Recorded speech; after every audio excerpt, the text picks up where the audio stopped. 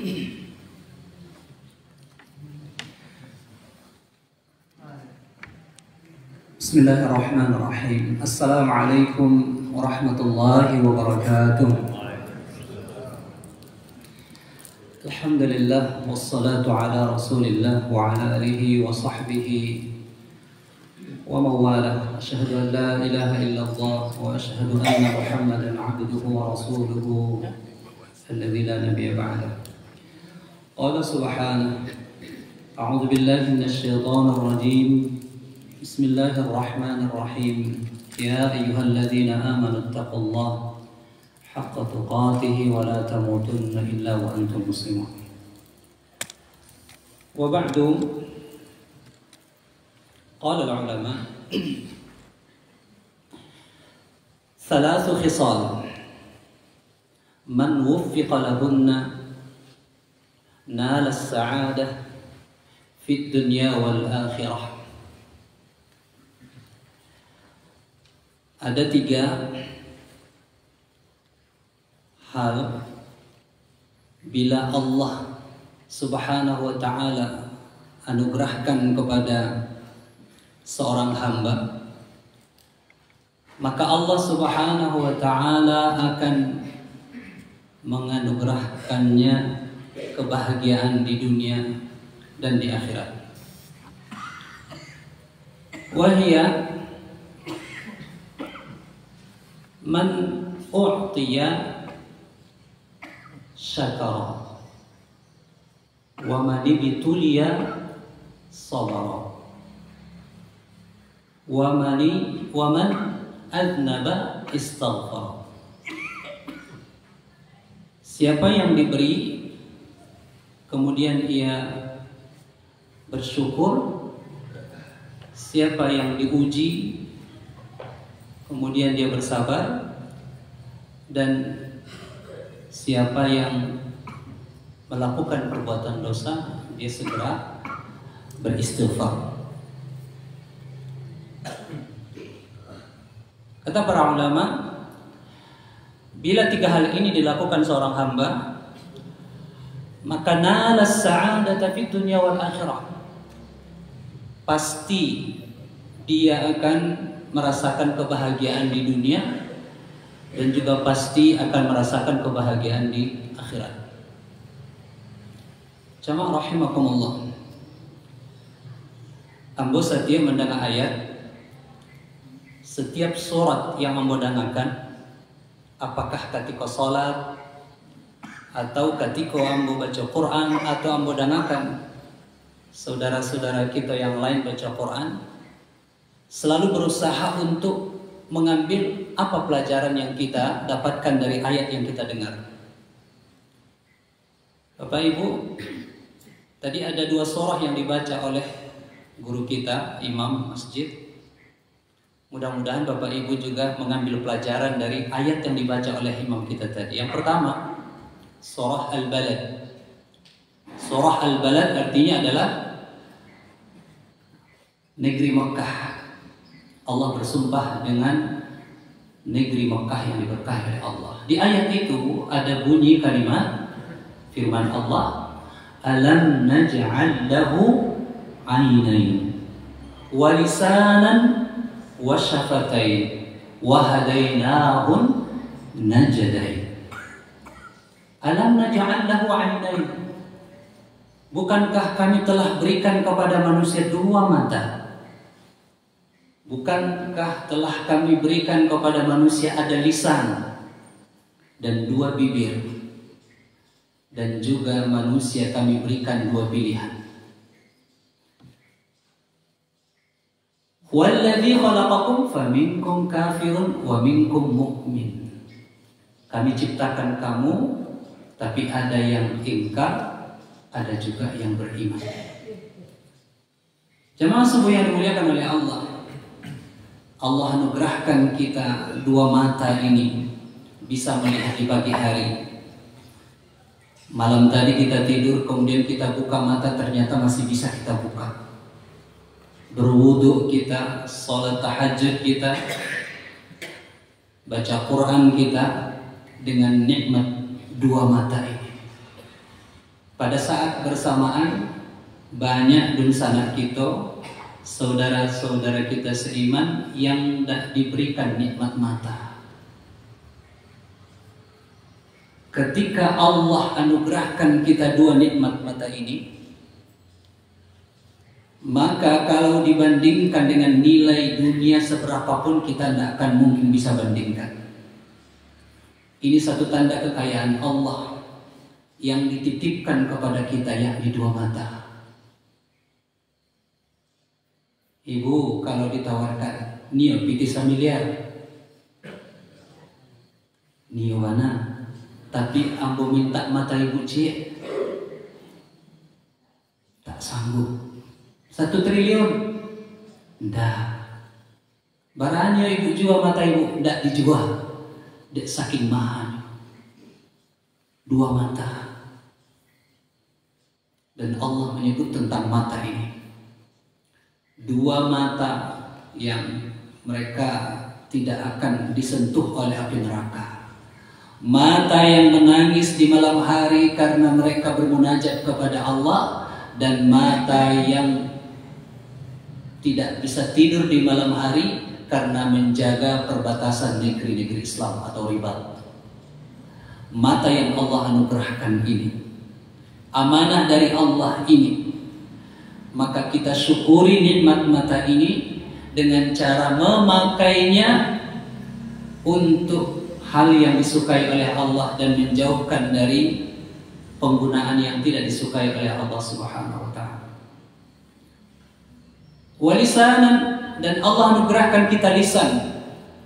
Lisan ini juga saudara kita ada yang tidak pandai bicara, bisu, lidahnya keluh. Ambo pernah majak tukang yang tuli, kemudian bisu, tukang cat.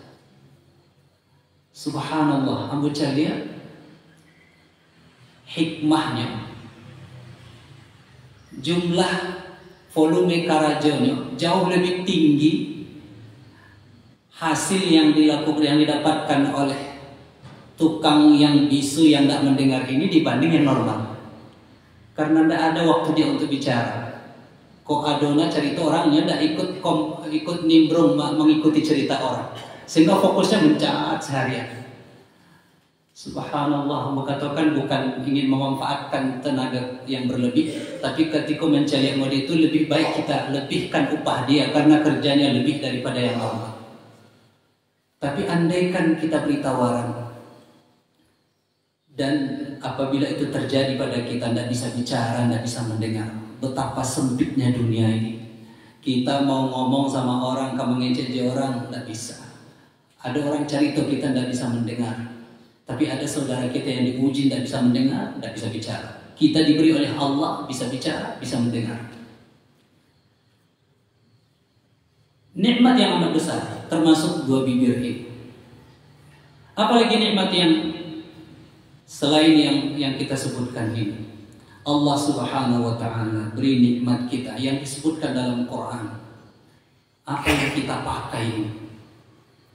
Ya Bani Adam, dalam surat Al-A'raf, ya Bani Adam, qad anzalna 'alaikum libasan warishan. Wahai Bani Adam, kami telah turunkan kepada kamu pakaian untuk apa? Untuk menutupi aurat kamu dan juga untuk perhiasan. Pakaian ini jamaah rahimakumullah. Pakaian itu di dalam ayat disebutkan ada manfaatnya. Yang pertama menutup aurat, menutup diri dari panas dan dingin, kemudian juga adalah rishan, perhiasan. Pakaian ini perhiasan. Tapi hari ini berapa banyak pakaian yang dipakai oleh manusia sudah melenceng dari niat itu. Ambo termasuk yang ikut memperhatikan kegiatan pesta kemerdekaan beberapa hari yang lalu. Kita ikut prihatin. Nabi SAW menggambarkan, man tashabbaha biqaumin fahuwa minhum. Siapa yang meniru-niru satu kaum, maka ia sama dengan kaum tersebut. Yang laki-laki memakai pakaian perempuan. Pakaian perempuan dipakai oleh laki-laki. Laki-laki pakai make up, pakai gincu, pakai rok, maaf, sampai pakaian-pakaian dalam pun dipertontonkan di hadapan banyak orang. Kita sedang merayakan kemerdekaan, yang kemerdekaan yang kita rayakan berkat rahmat Allah.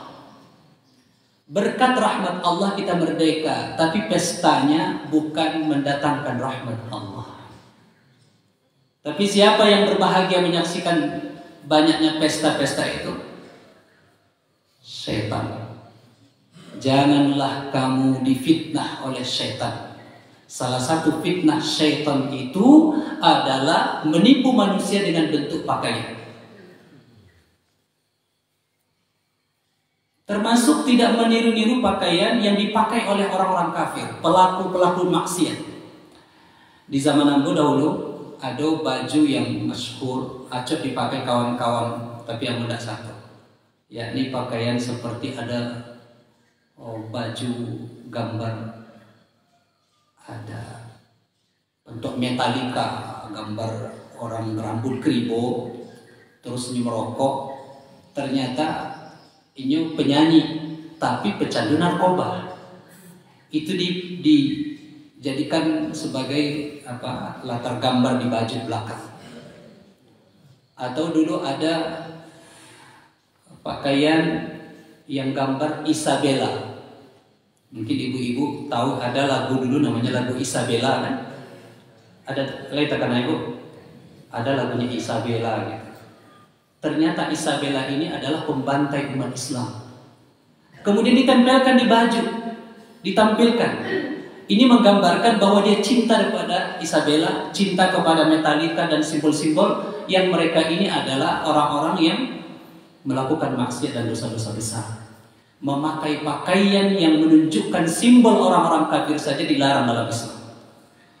Dan Islam memberi contoh dari Nabi kita SAW dalam hal pakaian ini. Ada sunnah yang dianjurkan. Untuk laki-laki dianjurkan yang berwarna putih dan batasan auratnya tidak menunjukkan aurat. Laki-laki tidak bercelana pendek, tidak pernah dikenal di zaman Nabi, apalagi setelahnya. Kalaupun ada pendapat, tapi ada ustadz pendapat yang mengatakan bahwa celana pendek itu tidak apa-apa, itu bukan aurat. Mungkin ada pendapat yang mengatakan lutut itu bukan aurat bagi laki-laki. Tapi aku mencoba mencari di mana fatwa atau pendapat ulama yang mengatakan bahwa lutut bukan aurat. Belum lagi ketemu. Tapi kalau ada nanti Pak, tolong dibantu Ambo. Ikut dalilnya Pak Ustaz. Berkata imam ini dalam kitab ini bahwa celana pendek itu atau lutut terbuka itu bukanlah aurat di dalam Islam. Tapi sampai kini belum boleh. Kemudian termasuk juga dalam hal pakaian ini kita mengikuti Nabi, meniru Nabi, tidak berpakaian dengan model-model orang Barat.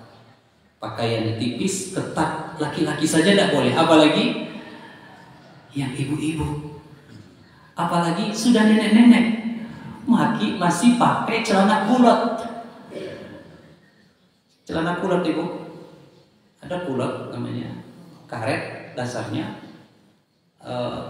betis masuk, paha pun masuk. Jadi walaupun sebatang batang karambia bisa juga masuk ke dalam. Jadi ini menyesuaikan, stabil. Jadi kalau kecil ketat dia, sehingga terlihatlah semua bentuk yang di dalam. Kadang kita yang laki-laki ini kasihan. Kalau kita yang udah berkeluarga mungkin tidak terlalu lah. Tapi anak-anak muda kita yang masih muda-muda dikasihan. Anak gadis keluar rumah pakai baju lalu atau pakai baju renang. Sudah tupanya jalan-jalan ke Payakumbuh. Atau lah tani ayo kawan di belakang. Panganannya lah kamar-kamar. Ini pakaian jemaah rahimakumullah. Tujuan pakaian untuk menutupi aurat. Dan itu adalah kehormatan. Kenapa kehormatan? Kita lihat ayat yang menyebutkan tentang bagaimana Allah menghukum Nabi kita, Nabi Adam alaihissalam, atuk kita. Nabi Adam diciptakan oleh tangan Allah sendiri yang menciptakan, dengan tangannya sendiri.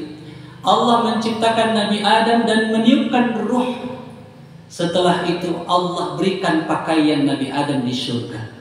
Dia lakukan satu perbuatan dosa, akhirnya diusir dari surga.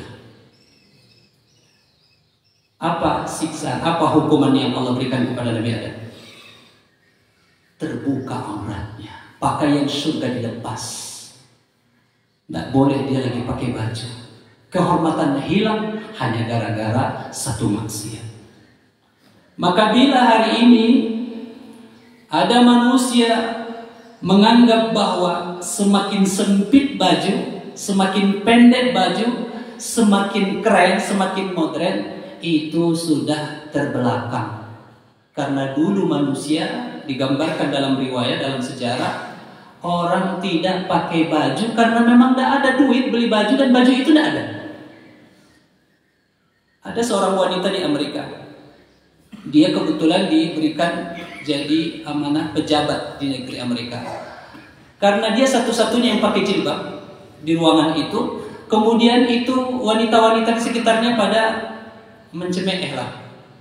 Kalau kuno terbelakang masih pakai jilbab di zaman sekarang. Maka beliau sampaikan, coba buka sejarah. Coba lihat teori evolusi. Teori evolusi Darwin. Pakai baju atau enggak? Enggak. Dulu orang enggak pakai baju karena memang enggak ada baju. Enggak ada pakai celana. Enggak ada celana. Kemudian bertambah maju masyarakat, akhirnya mulai dibuat baju dan manusia pun punya kehormatan dengan pakai baju. Sampai kini masih ada sanak kita sesama sebangsa setanah air di Papua tuh enggak pakai baju, enggak pakai. Itu bayangkan Bapak Ibu rahimakumullah. Mereka menganggap nih orang-orang luar dianggap itu sebagai objek wisata. Ini ada manusia yang masih memelihara budaya leluhurnya. Budaya leluhurnya tidak pakai pakaian. Siapa yang mengenal pakaian ke Papua? Itu ada ustadz namanya Ustadz Gharamatan. Siapa nama ustadz? Ustadz? Ya, Gharamatan di ujungnya. Ceramah beliau bukan ceramah tentang halal, haram, sunnah, bid'ah. Tidak ada cerita itu. Apa ceramahnya? Bagaimana cara mandi? Dia bawa sabun dari Jakarta. Dia bawa baju dari Jakarta. Bagaimana cara mandi, bagaimana cara pakai baju. Itu dakwahnya. Tidak ceramah yang lain. Berbulan-bulan beliau di pedalaman Papua itu ceramahnya hanya seputar mandi, pakaian, mandi, pakaian, mandi, pakaian. Sampai ada seorang tetua suku, kepala sukunya betul yang mencoba mempraktekkan ceramah Ustadz ini. Dia bawa sabun Lifebuoy itu, dipakailah sama kepala suku.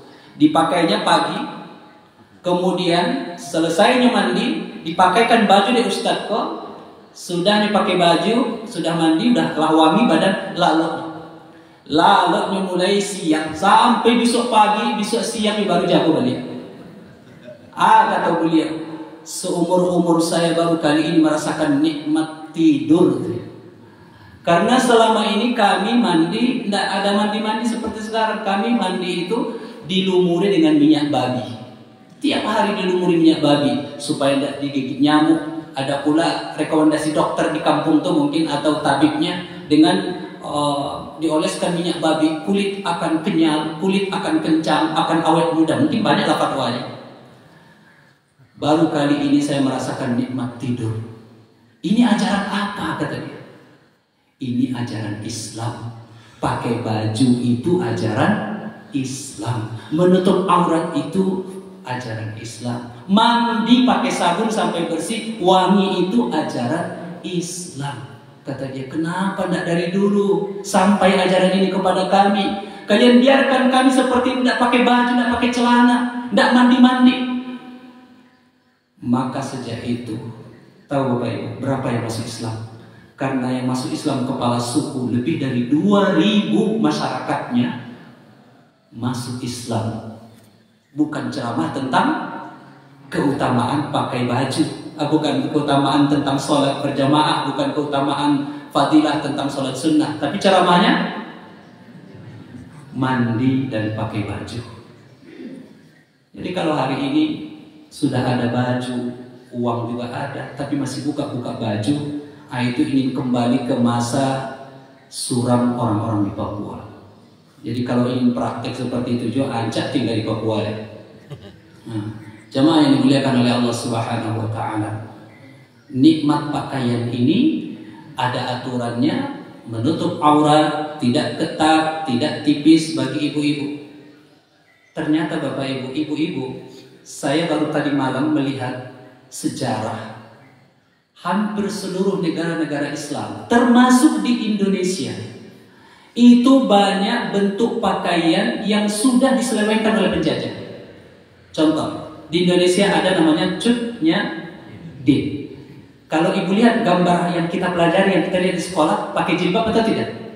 Dah. Digambarkan ibu cutnya din ini adalah wanita penyakitan, wajahnya murung, tidak pakai jilbab, rambut keribu. La haula wala quwwata illa billah. Beginilah penyesatan Belanda kepada sejarah kita. Ternyata gambar aslinya ditunjukkan oleh orang Aceh sendiri, pakai jilbab lengkap, mirip dengan Ustazah Al-Yunusiah, pendiri daripada Diniyah Putri Padang Panjang.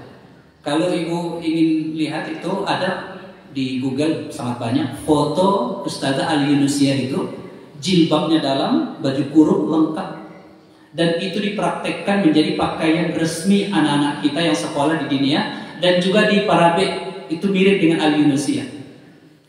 Tapi penjajah merubah bahwa pakaian wanita tidak seperti itu. Pakaian wanita-wanita Arab yang di Mesir hari ini, yang ada di Maroko hari ini, apalagi di Indonesia, itu tidak menggambarkan pakaian wanita-wanita muslimah dahulu. Nanti silakan Bapak Ibu lihat pakaian-pakaian dahulu itu. Cadar itu hal yang umum dahulu. Pakaian kurung itu hal yang umum dahulu. Tidak ditemukan wanita-wanita di zaman itu pakai apa namanya sekarang, celana legging, baju renang dipakai keluar, yang harusnya dipakai dalam rumah ini dipakai keluar rumah. Termasuklah kemarin pesta kalau di Payakumbuh luar biasa, puluhan ribu mungkin kaum muslimin yang menyaksikan. Anak-anak kita pawai dengan drum band. Pertanyaannya, pakaian anak-anak kita yang pakai drum band itu ketat atau longgar? Ketat. Simbol-simbol yang di kepalanya itu bagian dari budaya Indonesia atau dari luar? Dari luar. Kabarnya dari Inggris. Inggris itu penjajah nomor 1 di dunia. Pakaiannya itu. Jadi mungkin ada pro kontra di sini. Ada beberapa sekolah yang membuat keputusan tidak membuat grup drum band di sekolahnya. Salah satunya mudaratnya mungkin itu. Karena ini ada tasyabuhnya, meniru-niru orang kafir. Kecuali kelompok drum bandnya pakai baju jubah, mungkin masih adalah pandangan lain. Tapi itu mungkin tidak pulau keren. Ini yang modis-modis itu pulau yang keren. Tiba di juri pun yang modis itu yang nilainya tinggi. Kalau yang lurus-lurus saja tidak bermodel-model bajunya, itu tidak lulus tuh. Maka jamaah rahimakumullah, mana yang mungkin bisa kita minimalisir, mana yang mungkin kita tidak bisa ikuti, hendaknya kita tidak ikuti, karena fitnah tentang pakaian ini luar biasa. Ibu-ibu dahulunya pakaiannya lurus ke bawah. Pakaian adat Minangkabau itu adalah gambaran Islam, tidak ada lekuk-lekuknya. Tapi kalau gini, itulah banyak lenggok-lenggoknya, mulai dari kaki sampai ke kepala lenggok-lenggok. Subhanallah. Maka Allah Ta'ala yaqul, la in syakartum la azidannakum wa la in kafartum inna azabi lasyadid. Kalau kamu mensyukuri nikmat Allah, maka nikmat itu akan ditambah. Tapi kalau kufur dengan nikmat Allah, apa maksud kufur dengan nikmat Allah? Tidak memakai nikmat itu sesuai dengan apa yang ditunjukkan oleh Allah dan Nabi-Nya. Itu berarti mengkufuri nikmat. Itu kufur kepada nikmat. Ada seorang sahabat Nabi Sallallahu Alaihi Wasallam, karena tidak mensyukuri nikmat, dikasih oleh Nabi satu korma. Dicaliaknya, cie korma yang dagih Nabi, dianggapnya remeh. Cie dagih Nabi kamu, ndak dah katanya. Kemudian Nabi diam. Kemudian Nabi melihat sahabat yang lain. Mau korma kata Nabi. Sahabat itu pun menerima korma. Apa katanya? Alhamdulillah ya Rasulullah, Engkau memberiku satu buah korma, dan yang memberi itu adalah Nabi utusan Allah Subhanahu wa Ta'ala. Ini amat sangat istimewa. Setelah ia mengatakan itu, apa kata Nabi? Tolong pergi ke dia suruh pembantu Nabi, tolong bilang sama Ummu Sulaim, tolong sampaikan kepadanya, berikan orang ini uang 40 dirham. Karena melihat rasa syukurnya itu, Allah gerakkan hati Nabi supaya menambah lagi jadi 40 dirham. Yang satu buah korma jadi 40 dirham. Nikmat itu akan ditambah di saat rasa syukur kita tinggi kepada Allah Subhanahu wa Ta'ala. Hari ini kita banyak mengeluh, kenapa sulit ekonomi kita, bangsa kita sulit, pemimpin kita seperti ini. Tiap hari kita dengarkan korupsi. Apa yang menjadi masalah di negeri kita? Rasa syukur. Itu yang hilang. Kita punya baju tapi tidak bersyukur dengan nikmat baju. Punya kesehatan tapi kesehatan tidak dipakai untuk taat kepada Allah Subhanahu wa Ta'ala. Pertama kali ambo umrah, yang membuat ambo sangat terkejut itu karena baru pertama kali pergi umrah itu. Lama terperanah. Ketika turun di Jeddah, dari Jeddah ke Mekah itu perjalanan kurang lebih 4 sampai 5 jam. Sepanjang jalan memperhatikan kiri kanan. Mungkin yang lain kelelahan, ada yang lalu. Ambo tidak bisa lalu kan? Cari kiri kanan. Kebetulan hari musimnya itu musim panas. Cari satu pun pohon tidak ada yang tumbuh. Lihat kiri kanan tidak ada pohon yang tumbuh. Kemudian sepanjang jalan itu ada reklame. Ada pelang-pelang merek, tapi bukan iklan-iklan, tapi tulisannya Subhanallah wa bihamdi Subhanallahil azim. Nanti sekian kilometer Allahumma sholli ala Muhammad. Itu saja di jalan, tidak ada yang lain. Kemudian kita pas kami singgah makan, kata travelnya kita singgah dulu makan. Dilihat makanannya. Pertama kali yang bocah dia ada ibu-ibu jawab apa berdua suami istri makan sapirian berdua seiku ayam dia teh seiku ayam bakar nyoba dua saya makan. Ya Allah, tiba di kampung kami kok lasa rumah makannya kamu aja. Kok baduanya seiku ayam ini makan. Jangan lihat makanan orang mewah-mewah, jangan lihat orang hidupnya sejahtera bahagia. Kok bisa orang Arab nih tidak punya hutan, tidak punya pepohonan, seperti tidak punya sawah, tapi segalanya ada di Mekah.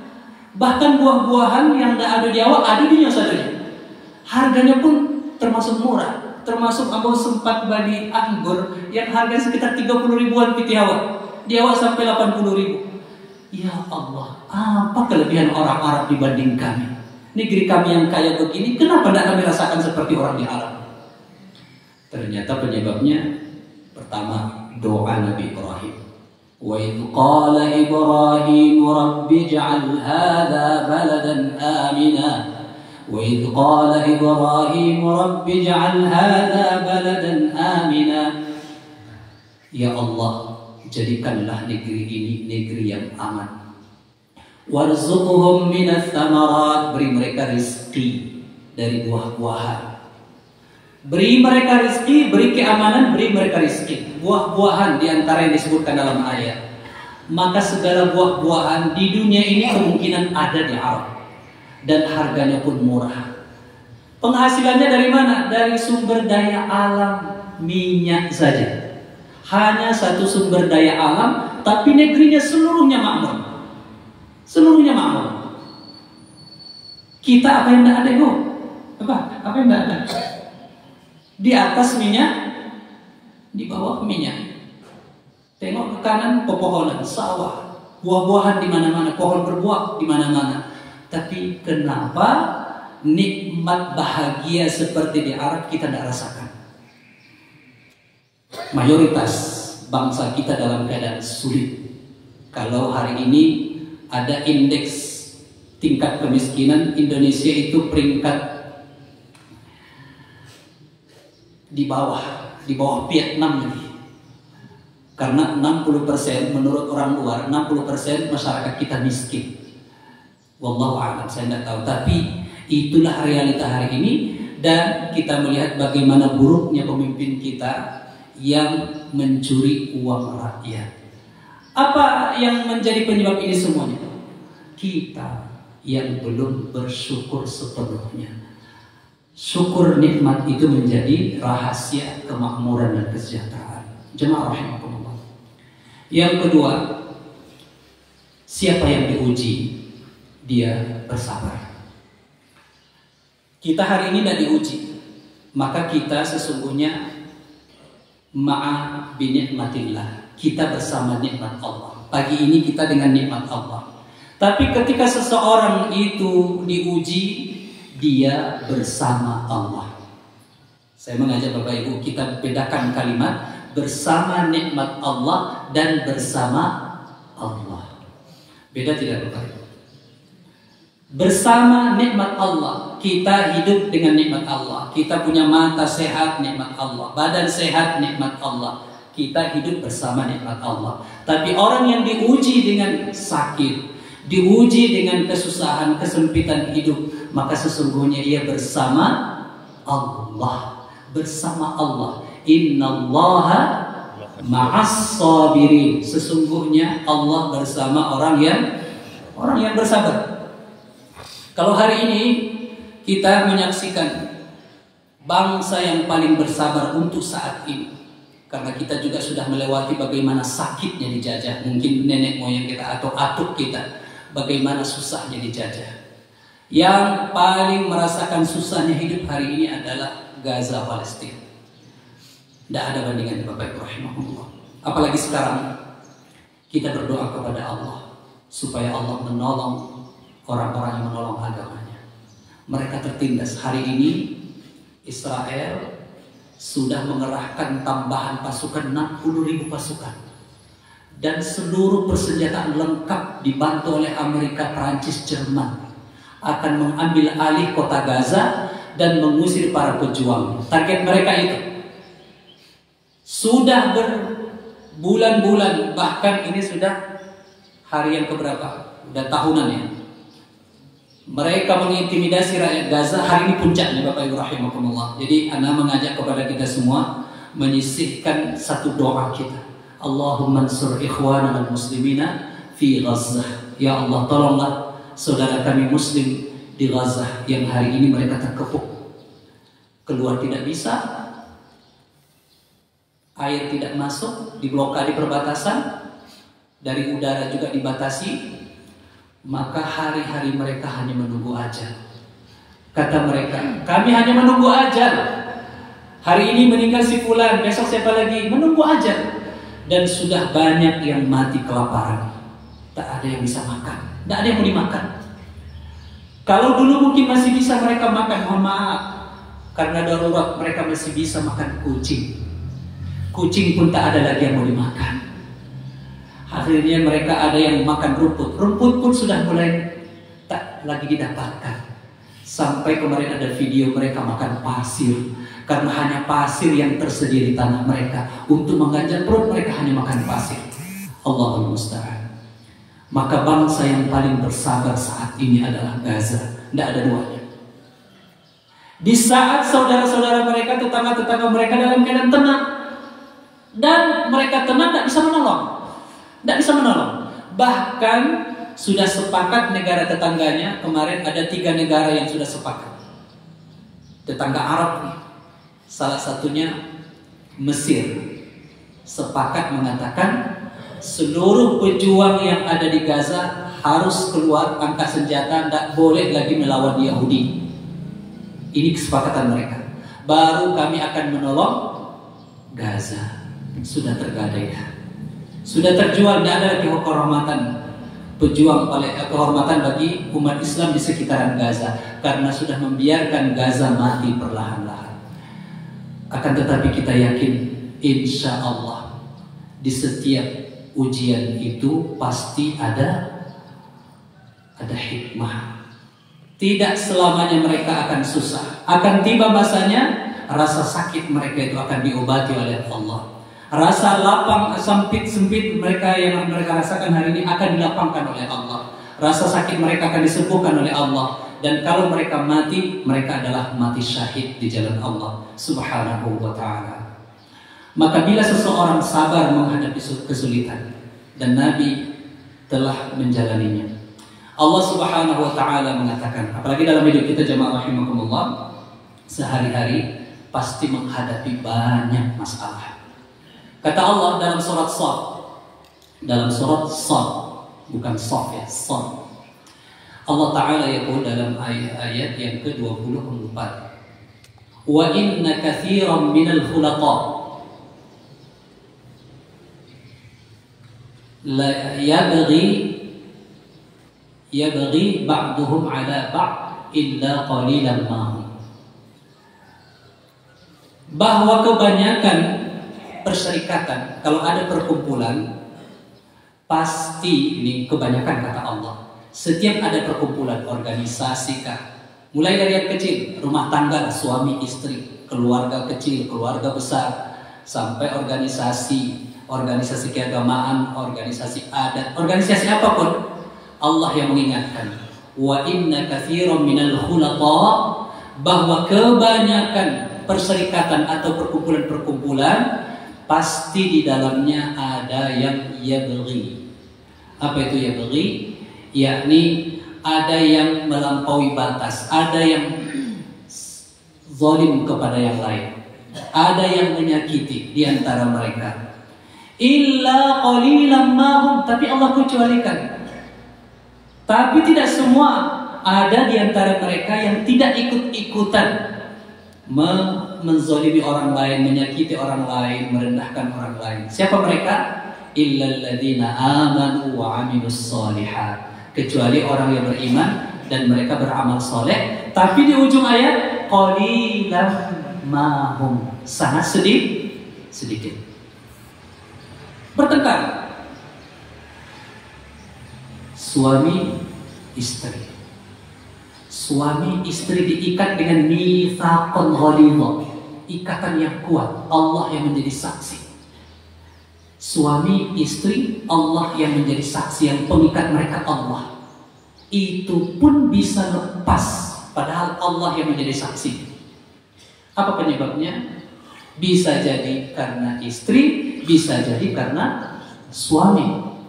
Maka siapa yang bersabar menghadapi ujian di saat ia ada perselisihan dengan saudaranya, dialah yang terbaik. Di saat ada orang zalim, dia tetap sabar, tidak ikut zalim, dialah yang terbaik. Karena orang yang dizalimi, Allah memujinya, dan orang yang zalim akan mendapatkan siksa. Ittaqudz zulma fa innaz zulma dzulumatu yaumil qiyamah. Takutlah kamu kepada kezaliman, karena kezaliman itu akan menjadi kegelapan pada hari kiamat. Sabar di saat kita dizalimi, karena kita sedang bersama Allah. Ittaqu da'wah al-mazlum. Takutlah kamu dengan doa orang yang terzalimi, karena doa orang yang terzalimi itu makbul, didengarkan oleh Allah Subhanahu wa ta'ala. Tidak ada batas antara dia dengan Allah. Jadi hati-hati dengan yang sewenang-wenang, yang suka menzalimi orang, yang suka menyakiti orang. Setiap orang yang menzalimi, maka dia akan mendapatkan balasan di dunia, apalagi di akhirat. Siapa yang menggali lubang, maka dia akan masuk lubang. Jadi Kita tetap baik di saat orang banyak tidak baik. Jadi tidak meninggalkan perkumpulan, meninggalkan masyarakat, sebagaimana yang dikatakan oleh Nabi Shallallahu Alaihi Wasallam, seseorang yang berkumpul dengan manusia, kemudian dia disakiti dan dia bersabar dengan sikap mereka, itu jauh lebih baik daripada dia tinggal di tempat yang sepi, menyendiri dan tidak bergaul dengan manusia. Jadi kita bergaul dengan banyak orang itu jauh lebih baik, walaupun di dalamnya kita menghadapi banyak masalah. Justru ketika kita menghadapi banyak masalah, disitulah banyak peluang amal soleh. Tidak meninggalkan masalah. Meninggalkan masalah berarti tidak bertanggung jawab. Maka semakin banyak masalah yang kita hadapi, maka semakin tinggi nilai kita di sisi Allah Subhanahu wa Ta'ala. Dengan catatan sabar. Suatu hari ada sahabat mengadu kepada Nabi, "Wahai Rasulullah, saya begini, saya diperlakukan begini ya Rasulullah." Kata Nabi Sallallahu Alaihi Wasallam, dulu Nabi Musa telah diuji lebih lagi daripada yang kau rasakan hari ini. Tapi fasabara, Nabi Musa itu sabar sehingga ia lulus dari ujian kesulitan hidup. Nabi Musa, bagaimana beratnya ujian yang dihadapi? Dia tinggal di rumah ayah angkatlah tibanya, yang membesarkannya dari kecil sampai dia besar. Kemudian setelah besar ada perintah dakwah kepadanya. Kemudian ayah angkat ini pun mengancamnya, mulai dari mengusir, ancaman usir sampai ancaman pembunuhan. Bukan hanya dia yang diancam dibunuh, bahkan kaumnya dari Bani Israel pun akan dihabiskan. Tapi Nabi Musa alaihissalam bersabar dan melewati itu, dan Allah telah memilihnya di antara nabi-nabi yang istimewa. Maka Bapak Ibu yang hari ini diuji oleh Allah dalam hal urusan keluarga, sabar. Jadilah yang memberi contoh bahwa sabar itu yang terbaik. Bagaimana sabarnya Pak Ustaz? Suami mau nikah, apakah kamu harus sabar terus bertahan? Kalau mampu bertahan, alhamdulillah. Suami ibu kan belum seperti Fir'aun. Sejahat-jahatnya suami hari ini belum sejahat Fir'aun. Ayo dah, ambo yo bersyukur aku punya suami sarupa udah. Ada gitu ya. Alhamdulillah. Sejak ambo suami jo udah kok takana ambo jo kisah Asyah jo Fir'aun. Mudi itu jahitnya Fir'aun tetap nenda amu pisah jo suaminya. Udah kan lain ada sarupa Fir'aun, lain mungkin mirip-mirip ada segitu. Ya Allah, syukuri Bu, syukuri. Berapa banyak hari ini ibu-ibu yang tidak punya suami melamun membayangkan bagaimana mesranya hidup ibu bersama bapak sejalan seiring selangkah, sementara beliau sendiri merenung tanpa pendamping. Maka semakin tinggi rasa syukur ibu, maka ucapan terima kasih ibu juga semakin banyak ke suami. Karena saya khawatir dengan apa yang dikatakan Nabi, aku melihat bahwa penghuni neraka terbanyak itu adalah ibu-ibu. Penyebabnya apa? Tidak mensyukuri yang ada. Lah 30 tahun menikah, ayam Decalia artis Korea itu ada. Dibandingkan suami orang. Maka kalau kita syukuri, ibu mensyukuri suami yang hari ini, bayangkan dia adalah suami seperti Rasulullah, walaupun tidak sesempurna Rasulullah. Seganteng Nabi Yusuf, walaupun tidak mirip dengan Nabi Yusuf. Ya.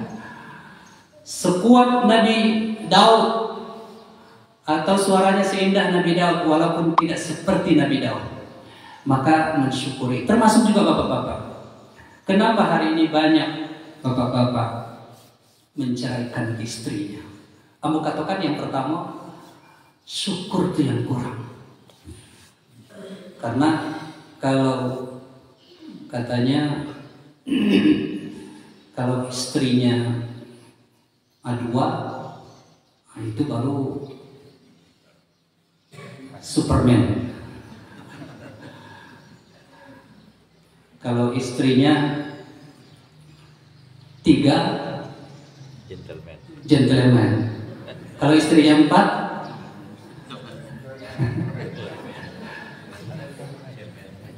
apa lagi? Tapi kalau istrinya 1, cemen. Jangan, Pak. Ini kadang bapak-bapak nih saleronya yang tinggi, tapi daya nggak ada deh. Keinginannya luar biasa, tapi kemampuan menafkahi, adil, itu tidak bisa. Hari ini kalau di negeri kita mayoritas itu nafsu yang banyak. Oh, Rasulullah selalu mengatakan ini sunnah ke istri yang pertama nih.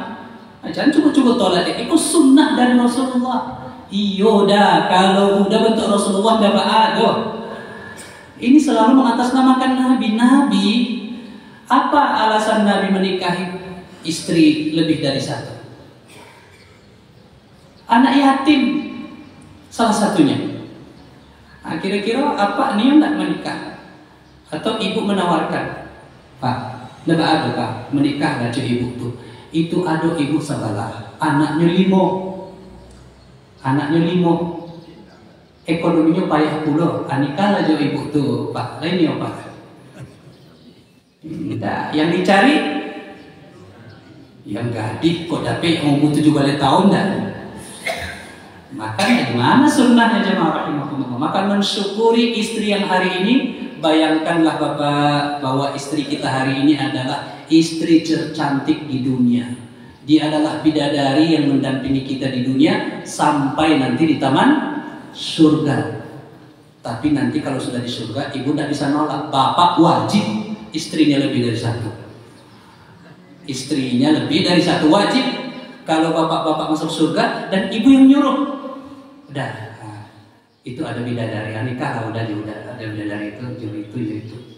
Di surga wajib, tapi kalau di dunia dibatasi oleh hukum. Ibu kalau ada bapak menikah lagi, bisa ibu laporkan ke Komnas HAM, bisa ibu laporkan ke Kementerian Agama. Bisa dipenjara Pak kalau menikah bagi ada izin ibu. Nah itu kalau di dunia, tapi kalau di surga tidak ada lagi batasnya. Jemaah rahimakumullah. Syukur dengan apa yang Allah berikan kepada kita, maka Allah akan buat kita bahagia. Yang terakhir, wa idza athnaba istaghfar. Kalau melakukan satu perbuatan dosa, segera istighfar. Kullu bani Adam khata', setiap bani Adam itu berbuat salah. Wa khairul khata'in at-tawwabin. Sebaik-baik orang yang berbuat salah, segera bertaubat kepada Allah. Istighfar. Itu cara awal kita bertaubat kepada Allah, istighfar. Dan Allah menyukai seorang hamba yang berbuat salah segera istighfar. Dan Allah tidak pula menciptakan kita tidak melakukan kesalahan apapun. Tidak. Justru kita diciptakan oleh Allah ada kecenderungan hati untuk berbuat salah. Tapi sebaik-baik yang salah, dia segera bertaubat kepada Allah Subhanahu wa Ta'ala. Apa doa yang sering kita baca untuk bertaubat? Rabbana ظلمنا أنفسنا وإن لم تغفر لنا وترحمنا لنكونن من الخاسرين. Doa Nabi siapa ini? Nabi Adam alaihissalam. Kemudian La ilaha illa ant subhanaka inni kuntu minadh dhalimin. Doa siapa ini? Nabi Yunus alaihissalam. Itu Nabi loh Bapak Ibu. Nabi itu. Dan mereka membaca ini bukan sekali 2 kali, mungkin sudah jutaan kali. Rabbana zalamna anfusana wa illam taghfir lana. Jamaah rahimakumullah. Hampir tiap hari kita disodorkan oleh setan dosa. Dan tawaran setan ini amat sangat manis. Allah ciptakan dunia ini hijau, dan hijau itu adalah gambaran yang paling disenangi oleh mata. Dunia ini manis, hijau, menyenangkan. Dan disitulah ada keinginan setan menyelewengkan daripada hati manusia untuk melakukan perbuatan dosa. Nabi Adam alaihissalam melakukan perbuatan dosa. Nabi Yunus juga melakukan perbuatan salah. Bahkan Nabi kita juga tersalah. Dalam hal apa? Dalam hal melayani sahabat.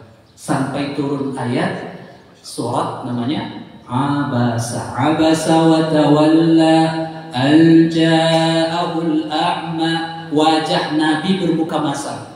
Di saat ada orang buta minta nasihat kepada Nabi, Nabi bermuka masam. Kurang bersedia Nabi menerima ini Ummi Maktum yang buta ini, karena Nabi sedang menghadapi tokoh-tokoh utama Quraisy. Ini orang gadang istilahnya kok tokoh-tokoh kok. Nabi sedang melayani para pembesar nih. Datang ini sahabat yang buta, padahal dia sudah Islam. Jadi ada sifat manusiawi Nabi tidak berkenan menerima sahabat ini, lebih mengutamakan ini dulu, nanti baru kamu gitu. Baru itu kesalahan Nabi, langsung turun ayat, ditegur langsung, abasa wa tawalla an ja'ahul a'ma wa ma yudrika la'allahu yazakka. Dia datang kepadamu karena ingin membersihkan hatinya. Dia sudah muslim tapi hatinya masih merasa kotor, dia ingin terus membersihkan hatinya.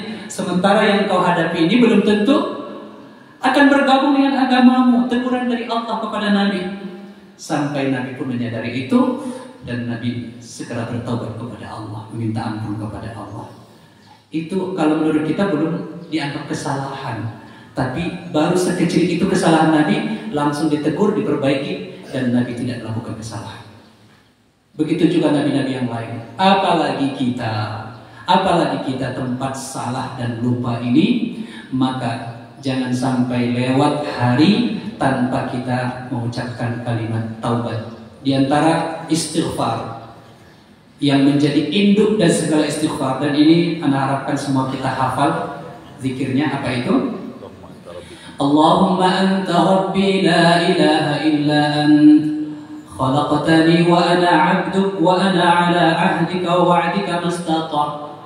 Terus a'udzu bika min syarri ma sana'tu wa abu'u laka bi ni'matika 'alayya wa abu'u laka bi dhanbi faghfir li fa innahu la yaghfiru dhunuba illa anta. Dihafalkan ini karena ini adalah jaminan dari Nabi. Siapa yang membacanya di waktu pagi kemudian ajal datang, maka Allah beri jaminan dia surga. Maka 3 hal tadi, 1 sabar, syukur, kemudian sabar, kemudian istighfar. Itulah yang membuat hati kita, hidup kita akan bahagia insya Allah Ta'ala. Banyak maaf dan jazakumullah khair. Wassalamualaikum warahmatullahi wabarakatuh.